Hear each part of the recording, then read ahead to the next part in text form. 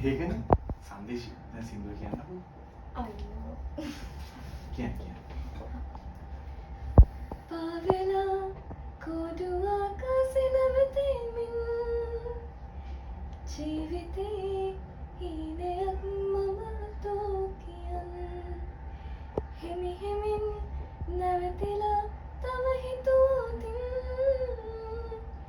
ඇත්තමයි නුඹ වගේ අහසම තරම් කවිකාර හීනෙලකින් දඟකාරකම් හිත තියන් මනමාලයි ආදරේ නුඹ තරම්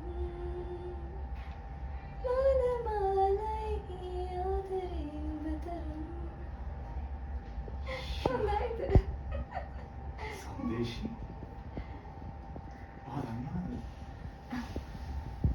ඔය සින්දුව ඒ විදිහටම ලස්සනට